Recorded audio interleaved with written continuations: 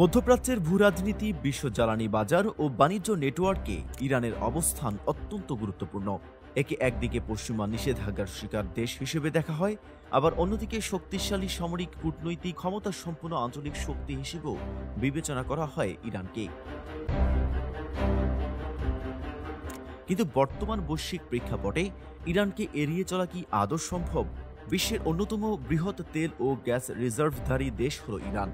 যুক্তরাষ্ট্র ও ইউরোপীয় নিষেধাজ্ঞার কারণে দেশটির তেল রপ্তানির পথ সংকুচিত হলেও চীন ও ভারত সহ বেশ কয়েকটি দেশ ইরানের শক্তির উপর নির্ভরশীল।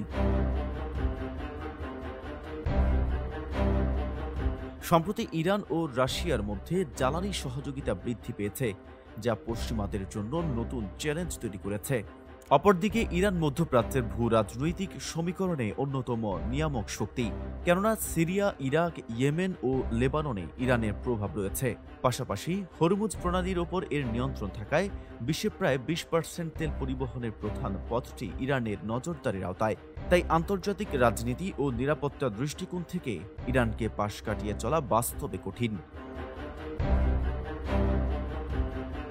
এদিকে তুরস্ক, চীন, রাশিয়া ও ভারতের সঙ্গে ইরানের কৌশলগত অর্থনৈতিক সম্পর্ক ক্রমশই গভীর হচ্ছে, যার ফলে একদিকে পশ্চিমা বিশ্ব ইরানকে চাপে রাখতে চাইছে, অন্যদিকে এশীয় শক্তিগুলো ইরানের সঙ্গে নতুন বাণিজ্যিক সম্পর্ক তৈরি করছে। ব্রিক্স গোষ্ঠীতে ইরানের অন্তর্ভুক্তি এবং চীনের বেল্ট অ্যান্ড রোড প্রকল্পের দেশটির সম্পৃক্ততা বেড়ে চলেছে। বাস্তবতা হলো, ইরানকে পুরোপুরি পাশ কাটানো সহজ নয়। বিশ্ব রাজনীতিতে দেশটি একদিকে যেমন চ্যালেঞ্জ সৃষ্টি করছে, অন্যদিকে অনেক দেশের জন্য অপরিহার্য অংশীদার। নিষেধাজ্ঞা ও ভূরাজনৈতিক চাপে থাকলেও ইরান বিকল্প পথ খুঁজে নিচ্ছে এবং বৈশ্বিক কূটনীতিতে নিজের অবস্থান বজায় রাখছে। বিশ্ব ব্যবস্থায় ইরান একা নয়, বরং এটি এক জটিল ও গুরুত্বপূর্ণ খেলোয়াড়।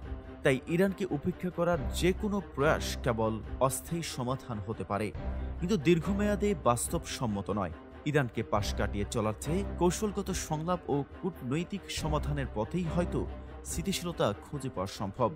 মেহেদী হাসান, ফেজ দ্য পিপল।